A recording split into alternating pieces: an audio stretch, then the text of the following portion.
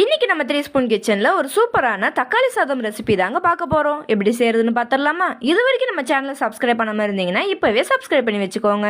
குக்கர்ல 75 ml கடலை எண்ணெய் இல்லைன்னா ரீஃபண்ட் ஆயில் சேர்த்துக்கோங்க. எண்ணெய் லைட்டா சூடானதுக்கு அப்புறம் 6 பிரியாணி இலை, 4 பட்டை, 6 கிராம்பு, 5 ஏலக்காய் சேர்த்துட்டு 7 அன்னாச்சி பூ சேர்த்துக்கோங்க. இது கூடவே ஒரு கைப்பிடி கல்பாசி சேர்த்துட்டு 2 டீஸ்பூன் சோம்பு சேர்த்துக்கோங்க. கடைசியா 5 பச்சை மிளகாயை நீளமா வெட்டி உள்ள சேர்த்துட்டு வதக்கி விட்டுக்கோங்க. இதை நல்லா வதக்கி விட்டதுக்கு அப்புறம் 4 பெரிய வெங்காயத்தை நீளமா வெட்டி உள்ள சேர்த்துட்டு வதக்கி விட்டுக்கோங்க.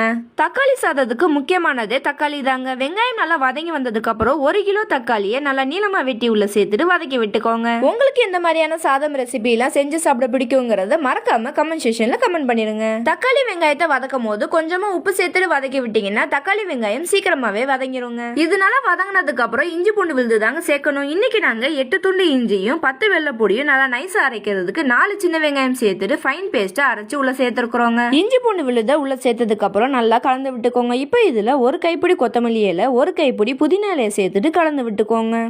ஒரு 2 நிமிஷம் மீடியம் ஃப்ளேம்ல இருந்து ஹை ஃப்ளேம் வரையும் வச்சுட்டு நல்லா வதக்கி விட்டுக்கோங்க. இப்போ இதுல 2 டீஸ்பூன் மல்லித்தூள், 1 டீஸ்பூன் காஷ்மீரி மிளகாய் தூள் சேர்த்துட்டு கலந்து விட்டுக்கோங்க. இது வரைக்கும் நமக்கு தொடர்ந்து ஆதரவு கொடுக்கின்ற நம்ம 3 spoon kitchen YouTube and Instagram families அனைவருக்கும் ரொம்ப நன்றிங்க. நம்ம வீடியோஸை பார்க்குற வியூவர்ஸ் நீங்க தாங்க எங்களுக்கு பெரிய மோட்டிவேஷன். அதனால இந்த வீடியோ மறக்காம லைக் பண்ணிட்டு நம்ம சேனலை சப்போர்ட் பண்ணுங்க. மசாலா எல்லாத்தையுமே நல்லா கலந்து விட்டதுக்கு அப்புறம் 25 கிராம் நெய் சேர்த்துட்டு கலந்து விட்டுக்கோங்க. இன்னைக்கு நாங்க 4 உலக்கு அரிசிக்கு 8 உலக்கு தண்ணி தாங்க அளந்து ஊத்தி இருக்கிறோம். தண்ணி அளவுங்கிறது எப்பயுமே நம்ம அரிசி எவ்வளவு எடுக்கிறோமோ அதுக்கு டபுள் மடங்கா சேர்த்தாதாங்க அரிசி நல்லா வெந்து கிடைக்கும். இப்போ இதுல அரிசிக்கு தேவையான அளவுக்கு உப்பு சேர்த்துட்டு நல்லா கலந்து விட்டுக்கோங்க. தண்ணி லைட்டா கொதி வந்ததுக்கு அப்புறம் தாங்க நம்ம அரிசி உள்ள சேர்க்கணும். அதனால தண்ணி சீக்கிரமா கொதி வர்றதுக்காக குக்கரோட முடிய லாக் பண்ணாம மேல சும்மா முடி வச்சிருங்க. தண்ணி நல்லா கொதிச்சு வரணுங்க. இந்த மாதிரி ஸ்டேஜ்ல நம்ம எடுத்து வச்சிருக்கிற 4 உலக்கு அரிசியை நல்லா கழனி படிஞ்சிட்டு உள்ள சேர்த்துக்கோங்க. அரிசியை உள்ள சேர்த்ததுக்கு அப்புறம் அரை எலுமிச்சை பழத்துக்குரிய சாரை மட்டும் புளிஞ்சு எடுத்துட்டு உள்ள சேர்த்துட்டு கலந்து விட்டுக்கோங்க. இதுக்கப்புறம் நம்ம என்ன மாதிரியான சாதம் ரெசிபிஸ் எல்லாம் ட்ரை பண்ணணுங்கிற உங்களுடைய கருத்துக்களை மறக்காம கமெண்ட் செக்ஷன்ல தெரியப்படுத்துங்க.